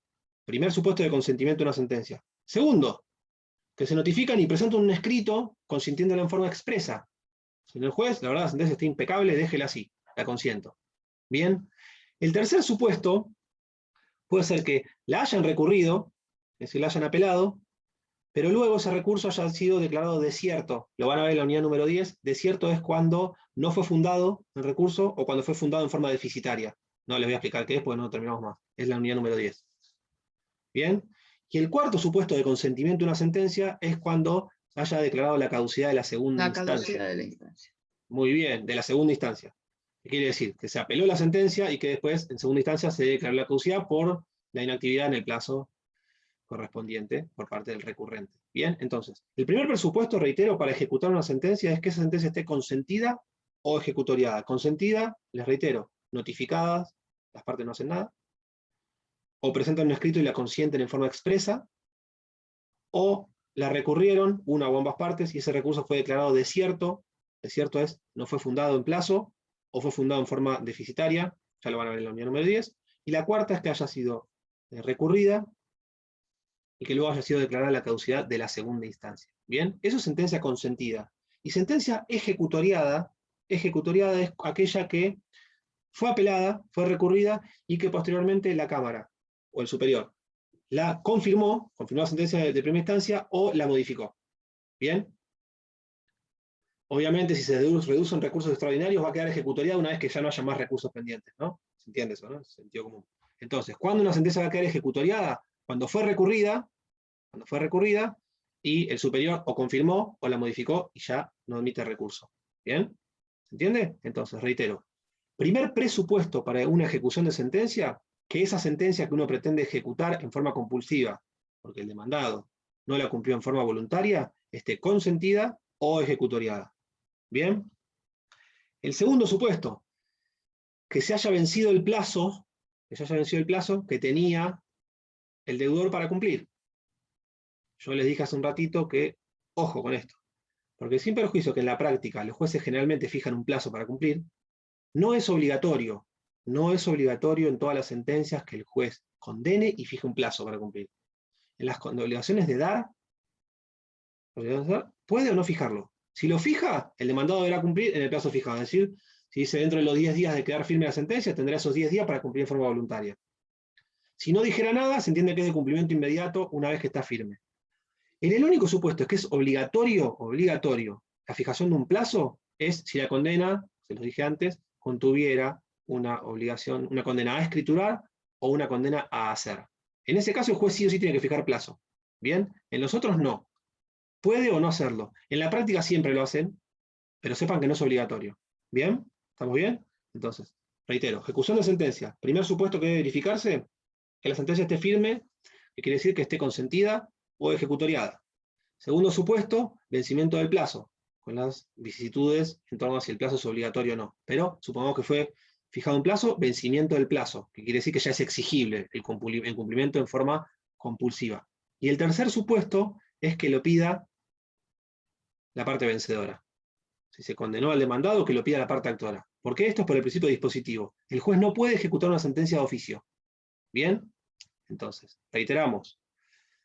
Ejecución de sentencia, los presupuestos para que la parte vencedora pueda ejecutar la sentencia. Primero, sentencia firme. El segundo, vencimiento del plazo. El tercero, que lo pida la parte vencedora. ¿Bien? No opera de oficio. Estas reglas que yo les dije de sentencia, obviamente aplican a aquellas transacciones homologadas, a conciliaciones, a ejecución del laudo arbitral, a ejecución de honorarios, de multas. ¿Bien? ¿Entiende? Les reitero, este principio que les dije, los presupuestos que les dije, obviamente aplican, por analogía, a transacciones, conciliaciones, que eran los modos anormales de terminación del proceso que vieron en la unidad número 9, también aplican a las ejecuciones de multas y las ejecuciones de laudos arbitrales. Bien, y también ejecuciones de acuerdo de mediación, también, si quieren otro ejemplo más. ¿Estamos? ¿Estamos bien? Hay un supuesto particular que lo prevé el Código de Nación y lo prevé el Código de Provincia, que Constantino lo preguntaba siempre, yo no lo pregunté nunca, quizás este cuatrimestre lo haga, pues se los estoy diciendo ahora, que Nación lo que prevé en el 499, a diferencia del Código de Provincia, es que si la sentencia, supongamos, vamos a poner un ejemplo, se entiende mejor, si condenara a pagar 4 rubros, daño material, daño moral, daño psicológico e incapacidad, ¿bien? Y el demandado únicamente cuestionara uno de esos rubros, en provincia hay que esperar a que la sentencia en su totalidad quede firme para poder ejecutarla. ¿Bien? En cambio, en Nación se puede ejecutar en forma parcial sobre los rubros que quedaron firmes. ¿Bien? Sobre lo que no fue materia de recurso. Eso lo admite, es el 499 del Código Procesal de la Nación, lo admite la Nación, no lo admite la provincia, en las ejecuciones de sentencia. ¿Bien? Bien. ¿Cuál es el juez competente para entender un proceso de ejecución de sentencia? Esta es fácil, la pregunta. ¿Cuál les parece que va a ser el juez competente? El juez que entendió en el proceso anterior. Exactamente. Como regla general, el juez competente para entender el proceso de ejecución de sentencia es el mismo que entendió en el proceso principal. En este juicio de daños y perjuicios, se dicta la sentencia queda firme, no fue cumplida en forma voluntaria, tengo que hacer la ejecución de la sentencia, el juez competente va a ser el mismo que entendió en el proceso principal. Salvo el único supuesto de excepción es si la sentencia debiera cumplirse en extraña jurisdicción, en otro lugar territorial, en cuyo caso va a ser competente el juez del lugar, del territorio donde deba cumplirse. Bien, entonces, como regla general, el juez competente en un proceso de ejecución de sentencia es el mismo que sentenció en el proceso principal, cuya sentencia no fue cumplida en forma voluntaria. Salvo que la ejecución compulsiva de esa sentencia debiera ser en otro territorio, en cuyo caso el juez competente va a ser el de ese territorio, que aún puede ser un juez extranjero, si es en otro país que debe cumplirse. ¿Bien? A ver, ¿qué más? ¿Qué más? Bueno. Les decía de sentencia que condenaba a dar una suma de dinero. Cuando no fuera abonado en forma voluntaria y debiera ser en forma compulsiva, para poder ejecutar una sentencia que contiene una obligación de dar sumas de dinero, indefectiblemente tiene que haber un embargo. ¿Bien? El embargo es, ¿ven lo que se llama conditio sine qua non? Es condición necesaria para poder ejecutar una sentencia que condena a dar sumas de dinero. ¿Por qué les parece esto? Es sencillo, ¿no? A ver, condeno... Viendo la sentencia no va a querer pagar de ningún otro modo. Exactamente, y si no le embargás un bien, ¿de dónde pensás sacar el dinero? Es algo que lo quiere hacer por la fuerza, que ya les dije que, por lo menos en el código no está, y no se admite por vía judicial. La única manera que tengo yo, para hacerme esa suma de dinero, si no lo hace en forma voluntaria, es embargando uno o más bienes, de acuerdo al monto del reclamo, y luego procediendo a lo que se llama subasta, que lo vamos a ver más adelante. ¿Bien? Entonces, habíamos visto nosotros supuestos de condena escritural, que es lo que hacía, la suscribía el juez, o se convertía en indemnización de daños y perjuicios, si era una condena a hacer, si no la cumplía en forma voluntaria, puedo llamar a un tercero para que lo haga a costa del deudor. Bueno, en el caso de las condenas a dar sumas de dinero, sean líquidas, ya vimos cuáles son los ejemplos, o sean ilíquidas, en las cuales ya se hubiese hecho el trámite de liquidación y se hubiese aprobado, es decir, ya se convierte en una suma líquida. En ese caso de obligaciones de dar sumas de dinero, de sentencias que contengan una obligación de dar sumas de dinero, indefectiblemente para poder ejecutar esa sentencia, sí o sí, esto grábenselo, pues es importante, sí o sí tiene que haber un embargo. ¿Bien? Tiene que haber un embargo. Una vez embargado, se notifica, lo van a ver, artículo 198, se notifica por cédula, al domicilio afectado, bla, bla, bla. Una vez notificado el embargo, el juez va a dictar un prohibido que es lo que se llama citación de venta. ¿Vieron que el proceso de conocimiento corría traslado a la demanda? Bueno, en el caso de las ejecuciones de sentencia, de dar sumas de dinero, lo que se hace es citarlo de venta. ¿Qué quiere decir esto? Yo te embargué el inmueble de Julieta, bueno, listo, te embargué el inmueble. Te estoy citando para que en el plazo de 5 días, la citación de venta es por 5 días, ejerzas tu derecho defensivo, ejerzas tu defensa, que ahora vamos a ver que es acotado, marco de defensas, bajo procedimiento de mandar, lo que se llama mandar a llevar adelante la ejecución, que no es ni más ni menos que rematarte la casa, subastarte la casa, y con el producido, pagarme mi deuda. ¿Bien? ¿Se entiende? Entonces, reitero, en los casos de ejecución de sentencia, de dar sumas de dinero, una vez que ya tenemos determinada la suma, sí o sí, podemos haberlo pedido antes, obviamente, ¿no? Pero sí o sí, para poder ejecutar esa sentencia, hay que embargar. ¿Bien? Es conditio sine qua non. Condición para poder ejecutar esa sentencia. ¿Por qué? Porque indefectiblemente necesito un bien para subastarlo y con el producido pagar mi deuda. Si no, ¿cómo quieren que hagamos? Lo que decía muy bien Nazaret, no hay otra manera de hacer cumplir la condena. Bien, entonces, ¿qué es lo que hace el juez? Una vez que esté efectivizado el embargo y notificado, va a citar de venta. Se cita de venta al demandado, que ahora se va a llamar ejecutado. Es lo mismo, pero aprendan a hablar con propiedad.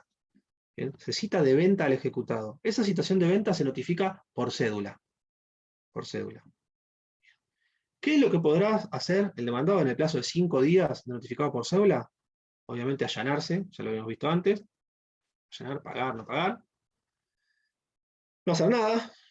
Que siga adelante, bueno, ya está, esta casa igual no me gustaba, yo me iba a mudar a otra ciudad, así que bueno, se la dejo, pero que le cueste cobrarla, porque me caía mal Yara, así que le cueste cobrarme la casa. O puede ejercer defensas. Y acá, ojo.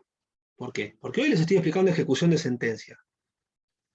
Las defensas que se pueden oponer, esto es pregunta de examen, ¿eh? Las defensas que se pueden oponer en un proceso por ejecución de sentencia, no confundan con juicio ejecutivo que lo vamos a ver después, las de ejecución de sentencia son acotadas. Siempre en los dos procesos de ejecución, es decir, en ejecución de sentencia y en juicio ejecutivo, el marco defensivo, es decir, las defensas que va a poder deducir la parte ejecutada, están limitadas. No es amplio como en el proceso de conocimiento que vimos en la primera parte.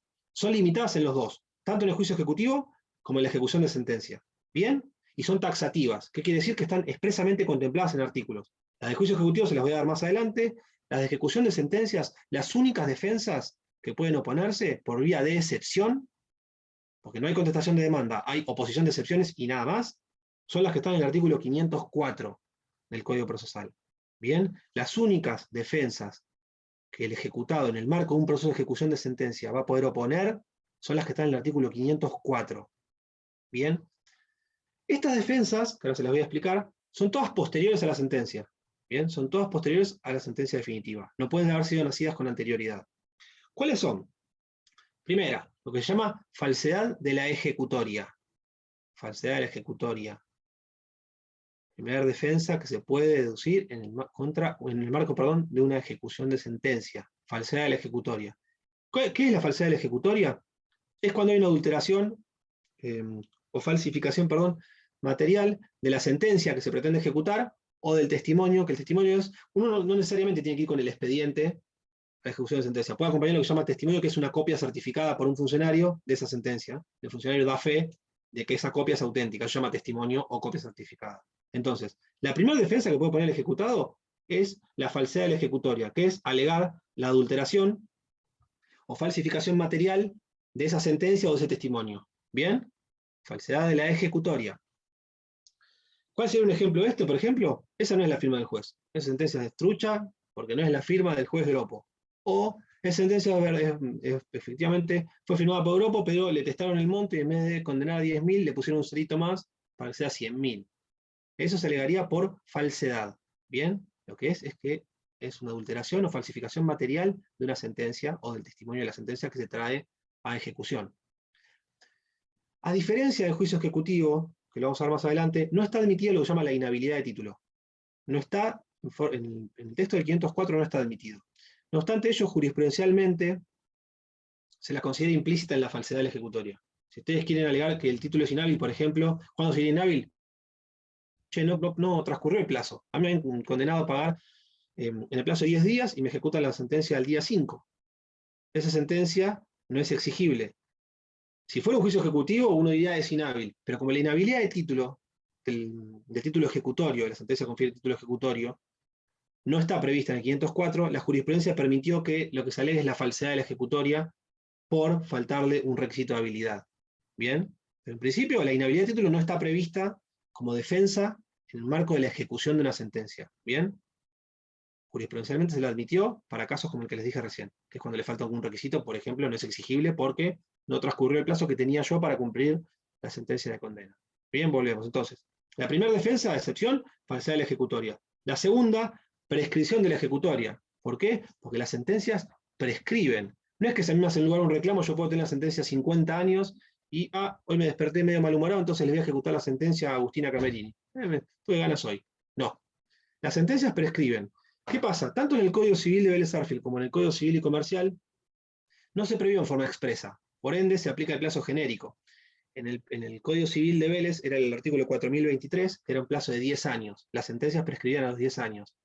El Código Civil y Comercial redujo la mayoría de los plazos del Código de Vélez Sarsfield, entre ellos el genérico, que ahora es de 5 años. Por la aplicación del artículo 2560, las sentencias prescriben a los 5 años. Bien, entonces, prescripción de la ejecutoria cuando hubieran transcurrido más de 5 años desde que esa sentencia estaba en condiciones de ser ejecutada en forma compulsiva. Bien, segunda defensa, prescripción de la ejecutoria. La tercera defensa es la excepción de pago. El pago obviamente, tiene que haber sido con posterioridad a la sentencia. Bien, tiene que ser probado por un documento que emane del acreedor. Y no se admite el pago parcial. Como defensa, como excepción, se admite únicamente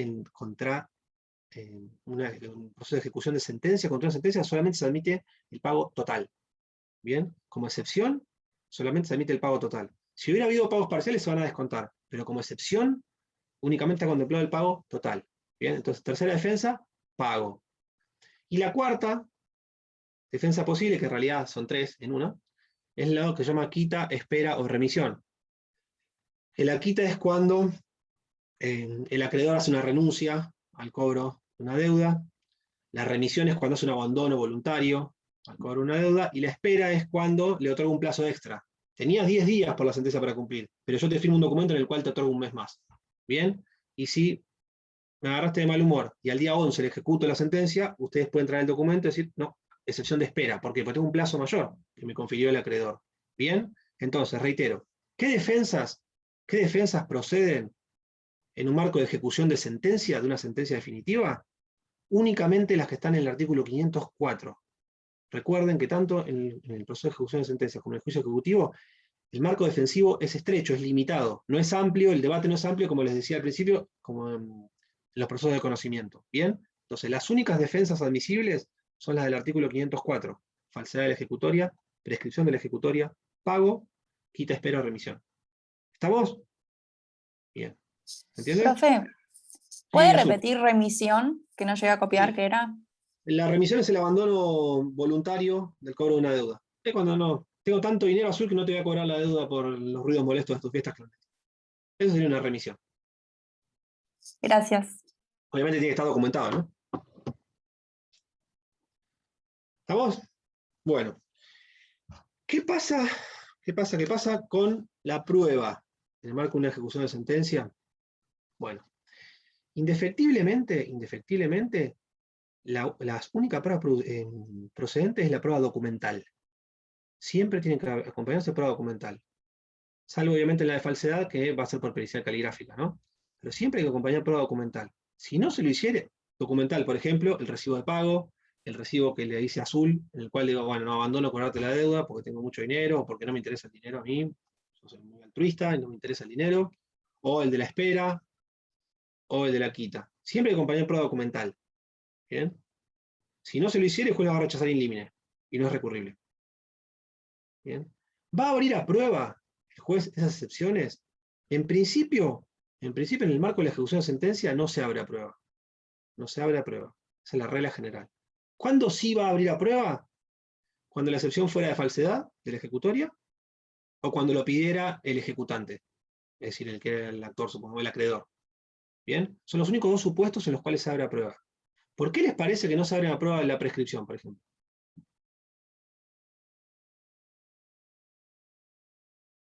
Porque Sentido se puede común. apelar en segunda instancia. No. Ya quedó firme la sentencia, ¿eh? Cosa jugada material. Acordate, estamos ejecutando la sentencia firme. Ahora es el primer presupuesto, la sentencia firme o ejecutoriada. ¿Bien? O sea que eso ya en segunda instancia no puede ser, ¿por qué? Porque la sentencia está firme. La sentencia no tiene fecha cierta, no hay nada que probar al respecto.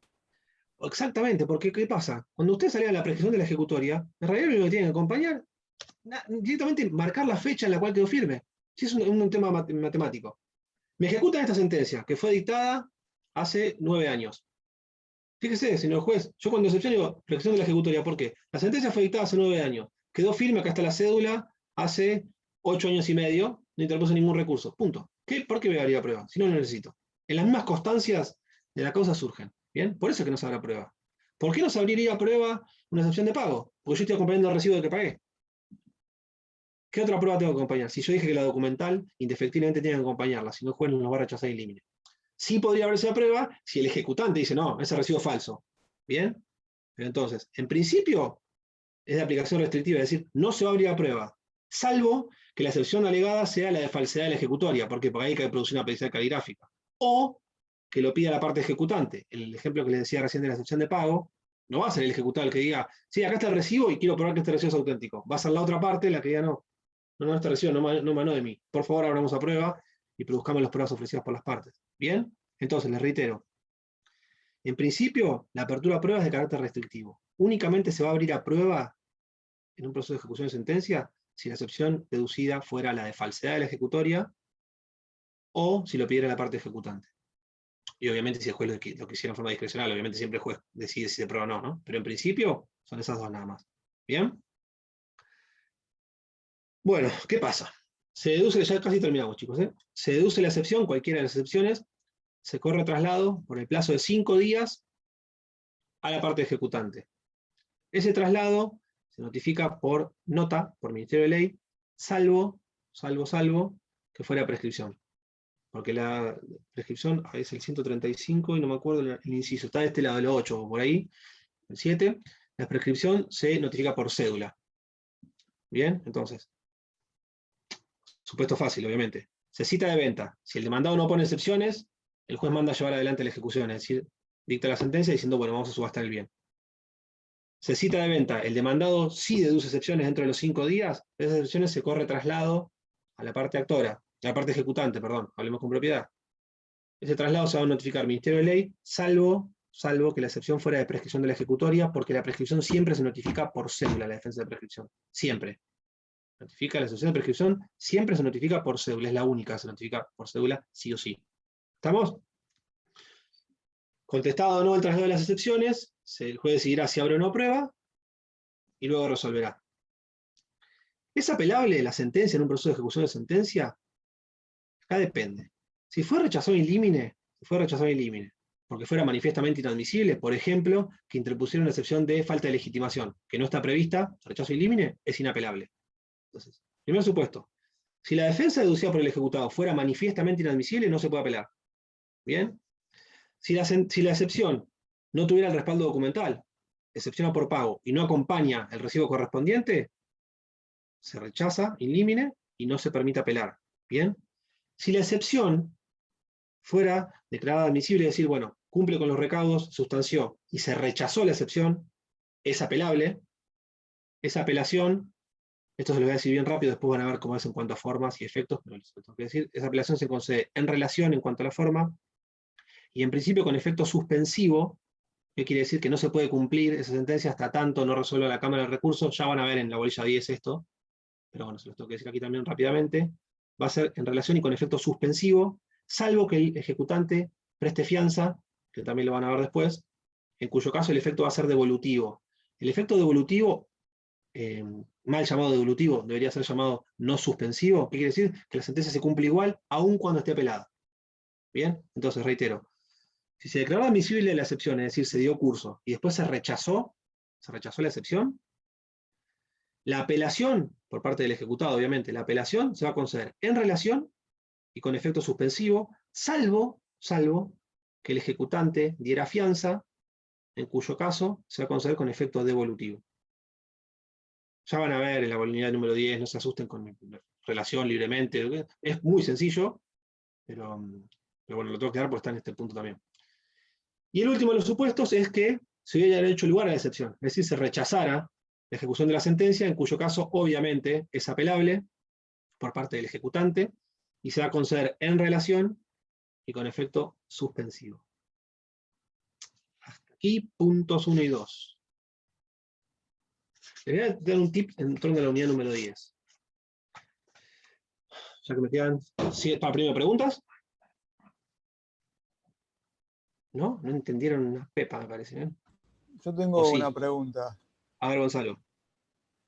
Cuando, en el momento donde debe estar consentida la sentencia, pero lo hacen con un escrito y es de manera expresa, ¿estarían renunciando a apelar? Obvio. Exactamente. Bien, Vos bien, siempre, ante una resolución judicial, vos tenés la facultad de consentirla en forma expresa o tácita, o cuestionarla, siempre y cuando, van a ver cuando vean recursos, siempre y cuando encuadre en el tipo de recurso aplicable. Bien. El consentimiento puede ser tácito, es decir, me notifica y no hago nada, o expreso. Si yo consiento, es decir, digo la sentencia está bien, obviamente después no puedo apelar, porque preclusión por consumación, luego se los he dicho en la primera parte. Vos ya ejerciste tu facultad, dijiste esto estaba bien. Después no puedo decir, no, mire, me equivoqué, en realidad la sentencia definitiva en un sumario yo tengo 5 días para apelarla. La consentí por expreso el día 1, pero vengo el día 3 y digo, no, me rectifico y mejor la apelo porque en realidad no la leí bien. Estaba tomando un trago, no la leí bien. Y ahora quiero apelarla. No, no se puede. ¿Por qué? Porque ya precluyó tu facultad. ¿Vos elegiste consentirla? Lo siento. Preclusión por consumación. Así que respondiendo a tu pregunta, Gonzalo, si uno consiente en forma expresa, listo, quedó firme. Bien, gracias. ¿Verdad? ¿Qué más? Bueno, me quedan 5 minutos rápido. Les voy a decir una cuestión porque se pregunta mucho y es muy fácil, para que esto como regla mnemotécnica para que se acuerden. En torno a recursos de apelación, que van a ver en la unidad número 10, creo que con el doctor Turina, siempre tengan en cuenta. Siempre una resolución judicial se concede en cuanto al recurso de apelación, se concede en cuanto a la forma y efectos. No les voy a explicar todo, porque obviamente no es mi tema, pero en cuanto a la forma, recuerden, regla general, siempre que se concede una apelación, regla general se concede en relación. Los únicos dos supuestos que se conceden libremente es cuando se apela a la sentencia definitiva de un proceso ordinario o sumario. ¿Bien? ¿Por qué? La apelación ¿contra qué procede? Procede contra sentencia definitiva, contra interlocutorias y contra providencias simples que causen gravamen irreparable. Si no causan gravamen irreparable, no es susceptible de apelación. Únicamente se puede deducir revocatoria. Bien, entonces, como regla, la apelación se concede contra una sentencia definitiva, contra una interlocutoria o contra una providencia simple que les cause un gravamen irreparable. Bien, ahora, para que se conceda en forma libre, que no les voy a explicar qué es libremente y en relación, pero tienen varias diferencias, para que se conceda libremente, las únicas dos apelaciones, grábenselo, las únicas dos apelaciones que se conceden libremente en cuanto a la forma libremente, es la apelación contra la sentencia definitiva de un proceso ordinario o sumario. Todas las demás resoluciones apelables, interlocutoria, sentencia definitiva de sumarísimo, de proceso ejecutivo, a una providencia simple que me cause gravamen irreparable, por ejemplo una medida cautelar, se conceden en relación. ¿Bien? Esto grábenselo para siempre, porque es un error que suelen cometer los abogados, y es un error bastante peligroso, porque la fundamentación en dónde se funda y cuándo se funda es distinto. ¿Bien? Entonces, les repito por última vez, en cuanto a la forma de conceder una apelación, en cuanto a la forma, todas las resoluciones que son susceptibles de apelación, es decir, providencias simples que causen gravamen irreparable, interlocutorias y definitivas, en principio todas se conceden en relación. Todas esas. ¿Cuáles dos no? Que son las que se van a conceder en forma libremente cuando se apele la sentencia definitiva de un proceso ordinario y sumario. Punto. ¿Bien? Grábenselo. Ese es un error que si lo llegan a cometer en un examen, van a transpirar. Bueno, tenemos 3 minutos. ¿Algo más? ¿Alguno sabe cómo va Boca, que es lo más importante de toda la clase, aunque no entre en el examen? No miré el celular y lo tuve acostado y lo puse atrás para no tentarme, porque me deben estar molestando todo. ¿No? Bueno, no importa, vamos a ver el partido. ¿O comer o dormir? Segunda consulta en cuanto a eso que Dígame. entraste de las formas conseguidas libremente en relación. Los efectos. Viste que vos explicabas que el efecto puede ser, cuando había explicado ese tema, que era suspensivo devolutivo, y después decías que era inmediato y diferido. En cuanto ahí es como que tengo la duda en cuanto a lo que es inmediato y diferido, con lo que es Bien. suspensivo y devolutivo. Bien, a mí siempre me molestan mis colegas porque siempre me meto el tema de los demás. Y siempre cuando hago eso, después abro el juego para que me pregunten más, lo cual está muy buena la pregunta de Iván, y obviamente le voy a contestar, aunque no me corresponda. ¿Qué pasa? En cuanto a la forma, yo les dije recién que era libremente o en relación. Bueno, perdón, los que se quieran ir, si quieren ir, no hay problema, porque ya la clase de hoy terminó. Esto solamente... Va 1-0. ¿Ganando? Sí. Entonces sigamos, por cábala seguimos hasta las 11 de la noche, chicos, hasta que termine. Los que se van tienen ausente para la próxima clase. Tendrías que verlo Muy bien. amargado y decirle que iba perdiendo. ¿Quién dijo eso? Martín, te va a ir bastante mal, ¿eh? Con Martín compartimos la pasión por correr, pero te va a ir mal, amigo. 2-0. Venía. No sé. Bueno, por ahí se acaba la que no lo vea. Bueno, vamos a contestar la pregunta de Iván. Le decía, en cuanto a la forma, libremente o en relación, no les voy a explicar detalladamente cada uno, sí les dije cuándo procede.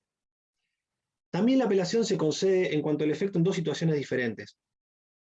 En cuanto a la posibilidad o no de ejecutar esa resolución que fue apelada, es decir, si no obstante haberla apelado yo la puedo ejecutar igual o no, el efecto va a ser suspensivo o devolutivo. ¿Cuándo va a ser efecto suspensivo? Cuando yo no voy a poder ejecutar esa resolución, esa sentencia, hasta tanto no resuelva la Cámara de Recursos. Por ejemplo, la sentencia definitiva de un proceso ordinario, yo no voy a poder ejecutarla hasta tanto la Cámara no resuelva la apelación. ¿Bien? Eso es lo que se llama efecto suspensivo, es decir, suspende, para la redundancia, el cumplimiento de la resolución hasta tanto la Cámara resuelva el recurso de apelación concedido. ¿Bien? ¿Cuándo se va a conceder con efecto devolutivo? Devolutivo viene el derecho romano, no les voy a explicar por qué, porque se devuelve el poder al superior, bueno, no importa. Tendría que llamarse efecto no suspensivo cuando la resolución judicial apelada puede ser solicitado su cumplimiento, se puede cumplir, no obstante está recurrida. Por ejemplo, una medida cautelar. Si ustedes apelan, si la parte ejecutada apela el embargo de un automotor, No obstante estar apelado, esa medida cautelar igualmente se va a cumplir. ¿Qué quiere decir esto? El juez ordena embargar el auto de Agustina. Agustina también te tuve de hija. Vos a Azul y a Alicia las tomé de ejemplo. Son las que me salen en el medio, por eso siempre uso las mismas caras, no es por nada en particular. ¿Qué pasa? Si el juez dispone como medida cautelar el embargo del auto de Agustina, ¿bien? Agustina lo apela. Esa apelación se va a conceder con efecto no suspensivo. ¿Qué quiere decir? El embargo va a subsistir, no importa que esté apelado. ¿Por qué es esto? Porque si se considera con efecto suspensivo, ¿qué quiere decir? Agustina apela, y si me suspenden el cumplimiento hasta tanto resuelva, va a ir bien del auto.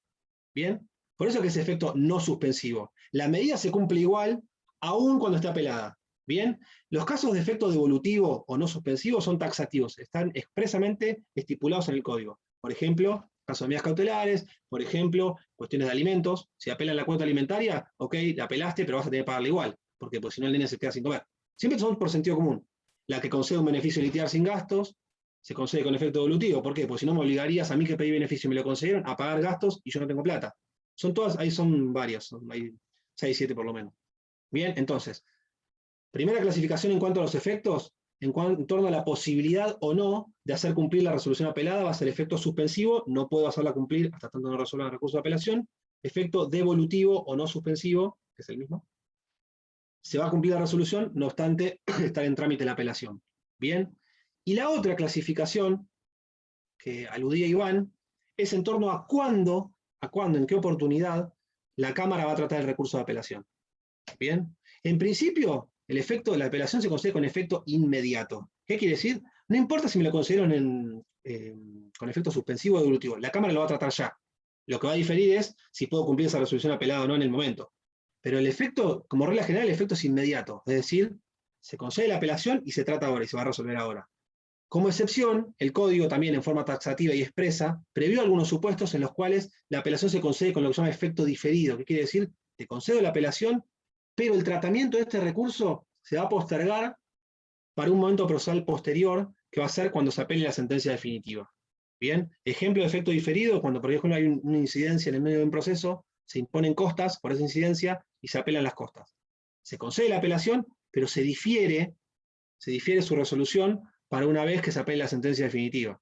Y acá la pregunta clásica es, ¿pero qué pasa, doctor Gropo, si la sentencia me salió 1000 puntos y yo tenía una apelación diferida concedida en la mitad del proceso porque el juez Pizarro había concedido una apelación sobre costas y le concedió efecto diferido? ¿Qué tengo que hacer? Bueno, lo que tendrán que hacer es apelar igual la sentencia, pero cuando la funden, ceñirse únicamente a esa apelación que fue concedida en efecto diferido. No cuestionar la sentencia definitiva, sino fundar la apelación que había sido concedida con efecto diferido antes. ¿Se entiende? Entonces, la segunda clasificación es en torno a la oportunidad en la cual la Cámara Superior va a tratar el recurso de apelación. La regla general se trata con efecto inmediato, ya. La excepción es cuando se concede con efecto diferido, es decir, se posterga la resolución del recurso para un momento procesal posterior, que es cuando se apele la sentencia definitiva. ¿Bien? Rapidísimo.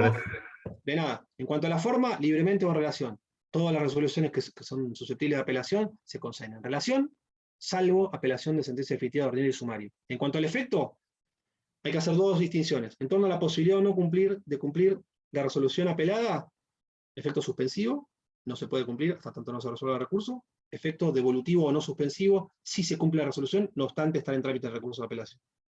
Y en cuanto a la oportunidad en la cual va a tratar la Cámara la apelación, regla general, efecto inmediato, es decir, lo va a tratar ahora. Excepción, efecto diferido, se posterga el tratamiento de esa apelación para el momento en que se apela la sentencia definitiva. Los casos de efecto devolutivo y de efecto diferido son taxativos y están expresamente previstos en el código.